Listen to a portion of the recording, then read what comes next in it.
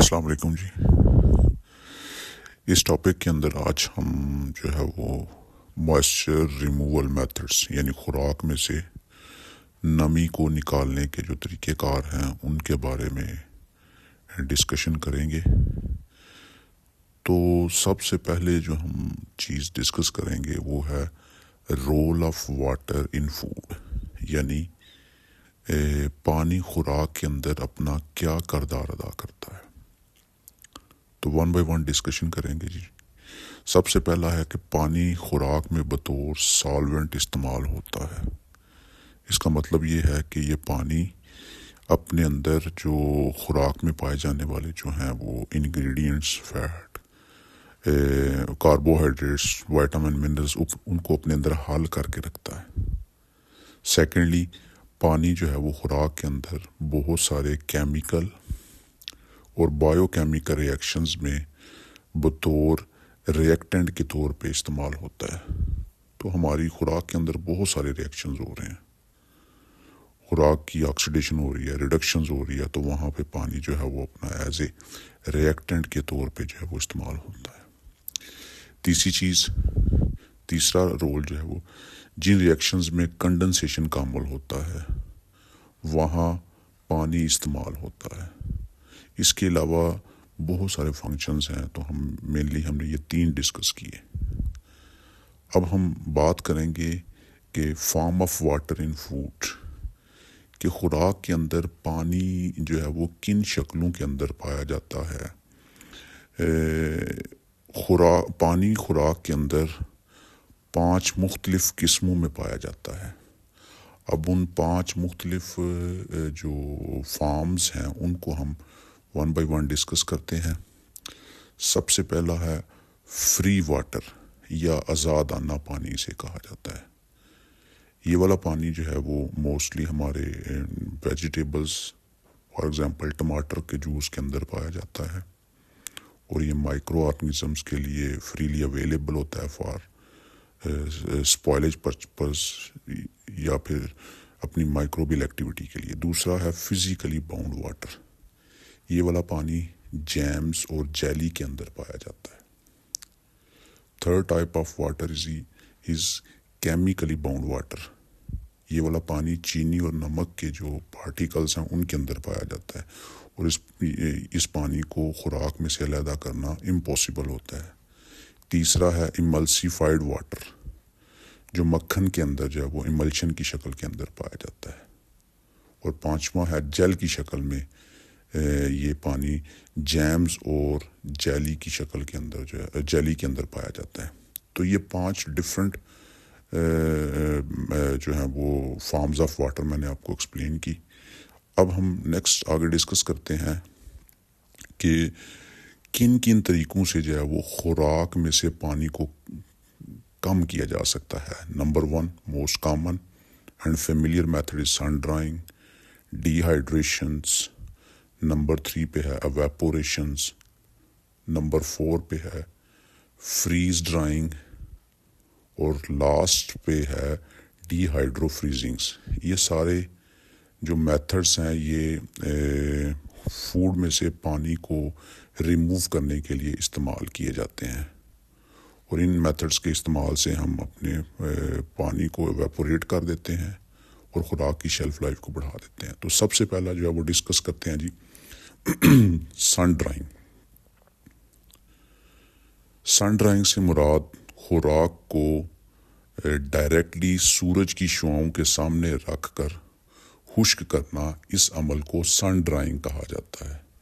یہ سب سے oldest method ہے for the removal of moisture, پرانے وقتوں سے چلتا ہوا آ رہا ہے، اور ہم اس پرانے زمانے میں لوگ اس سے جو ہے وہ اپنی جو ہے وہ فصلوں کو خشک کیا کرتے تھے، گوشت کو خشک کیا کرتے تھے۔ اس کے علاوہ فروٹس جیسے ڈیٹس وغیرہ کو خشک کیا جاتا تھا۔ تو یہ ایک بہت ہی کامن سا میتھڈ ہے۔ تو سن ڈرائنگ کے ذریعے زرعی اجناس، گندم، اس کے بعد مکئی اور چاول، دالیں جو ہیں پلسز وغیرہ کو سورج کی شعاؤں کی مدد سے خشک کر کے ہم آٹولائسس جیسے عمل سے بچا سکتے ہیں اور مائکروبیل سپوائلر سے بچایا جا سکتا ہے۔ تو یہ سن ڈرائنگ جو ہے یہ ہماری ٹراپیکل اور سب ٹراپیکل ایریاز جو ہوتے ہیں جہاں پہ دھوپ زیادہ نکلتی ہے وہاں پہ اس میتھڈ کو بہت زیادہ یوز کیا جاتا ہے۔ ان علاقوں کے اندر سورج نکلنے کا اور سورج غروب ہونے کا جو دورانیہ ہوتا ہے وہ بہت زیادہ ہوتا ہے، اس بنا پر ہم وہاں پہ جو ہے وہ اپنی سبزیوں کو، اپنی فروٹس کو جو ہے وہ سورج کی روشنی کے اندر جو ہے وہ محفوظ کرتے ہیں۔ ہمارے بہت سارے نیبرنگ کنٹریز ہیں جہاں پہ یہ سن ڈرائنگ میتھڈز جو ہے وہ یوز کیا جا رہا ہے۔ بذات خود پاکستان کے اندر سن ڈرائنگ کا طریقہ کار جو ہے وہ استعمال کیا جاتا ہے۔ تو ٹراپیکل اور سب ٹراپیکل ایریا کے اندر سورج کی شعائیں بہت زیادہ دیر کے لیے نکلتی ہیں، جن کی وجہ سے وہاں کے رہنے والے لوگ سورج کی شعاؤں کا استعمال کر کے پھلوں اور سبزیوں کو خشک کرتے ہیں۔ مثلاً افغانستان جو ہے ہمارا نیبرنگ کنٹری ہے، وہاں پہ انگور کو خشک کر کے اس کی جو ہے وہ کشمش جو ہے وہ تیار کی جاتی ہے، اور یہ ایک بڑی ہی ایک بینیفیشل پروڈکٹ ہے۔ اسی طریقے سے سعودی عرب کے اندر جو کھجوریں ہیں، ڈیٹس وغیرہ، ان کو خشک کیا جاتا ہے۔ اسی طریقے سے پاکستان کے اندر جو ہے وہ بہت سارے علاقے ہیں جہاں پہ فروٹس اور ویجیٹیبلز کو خشک کیا جاتا ہے۔ مثلاً پاکستان میں انجیر کو خشک کیا جا رہا ہے سن ریز کی مدد سے، پیچز جو ہیں آڑو، ان کو، گریپس، کھجور اور خوبانی وغیرہ کو خشک کیا جاتا ہے۔ جب کسی بھی خوراک کو خشک کیا جاتا ہے یا اس میں سے موئسچر کو ریموو کیا جاتا ہے تو اس کے اندر سے آٹولائسس کا عمل رک جاتا ہے اور خوراک کی شیلف لائف جو ہے وہ بڑھ جاتی ہے۔ تو سن ڈرائنگ جو ہے یہ ایک چیپ میتھڈ ہے for the drawing of fruits and vegetables. تو سن ڈرائنگ کے لیے سن ڈرائر کا استعمال کیا جاتا ہے۔